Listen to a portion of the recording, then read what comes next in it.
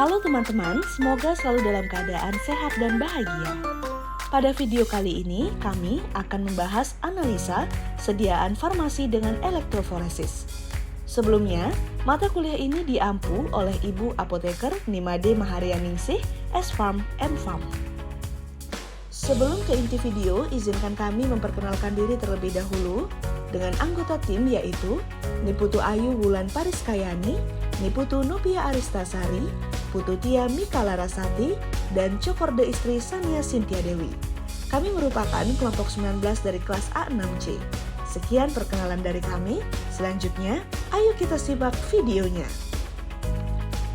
Apa sih yang dimaksud dengan sediaan farmasi dan di mana saja kita bisa mendapatkan sediaan farmasi?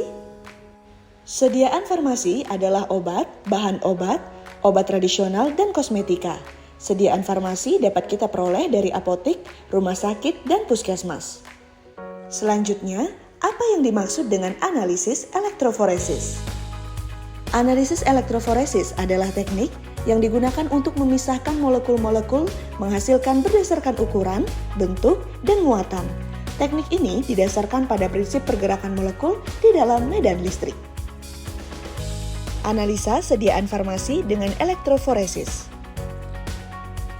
Pemanfaatan nata de coco sebagai media gel elektroforesis pada zat warna remazol, pengaruh pH, waktu, dan aplikasi pemisahan gelatin. Sifat fisika kimia.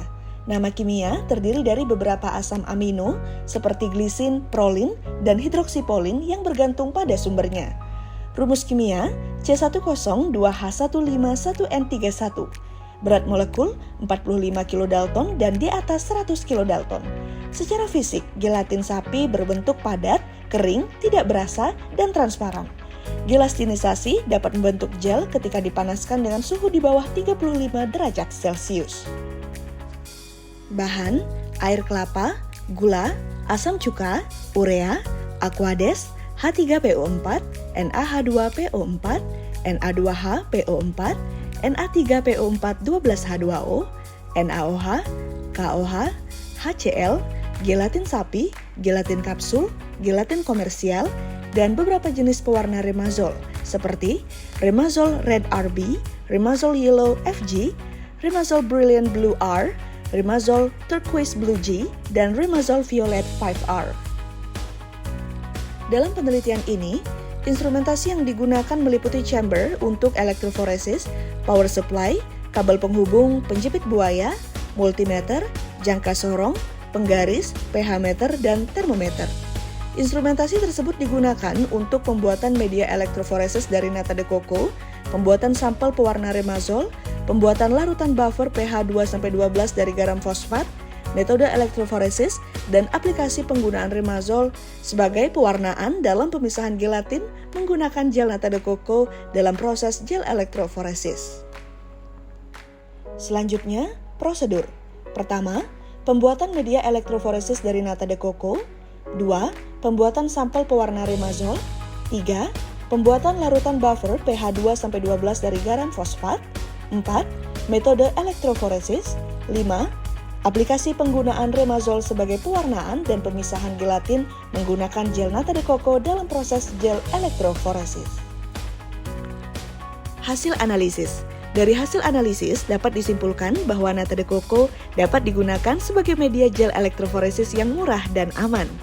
Hasil resolusi elektroforesis terbaik didapatkan pada penggunaan buffer fosfat. Selain itu, nata de coco juga dapat digunakan untuk pemisahan gelatin menggunakan pewarna remazol dengan kondisi optimum elektroforesis gel menggunakan nata de coco yang didapat. Hal ini menunjukkan potensi penggunaan nata de coco sebagai media gel elektroforesis yang efektif dan ramah lingkungan. Enantioselective analysis of fluoxetine in pharmaceutical formulation by capillary zone electrophoresis. Sifat fisika kimia. Nama kimia, fluoxetine N-methyl triphenyl tritetra trifluoromethylpenoxypropan monoamina.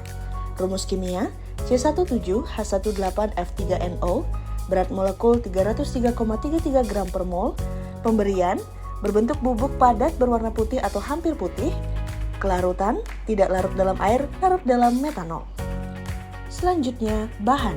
RS-fluoxetin, S-fluoxetin, asam fosfat 85%, dinatrium hidrogen fosfat, natrium dihidrogen fosfat, metanol, larutan NaOH 0,1 m, air ultramurni, siklodextrin, dan larutan standar. Instrumentasi. Elektroforesis zona kapiler atau CE digunakan untuk pemisahan enantiomer fluoxetin.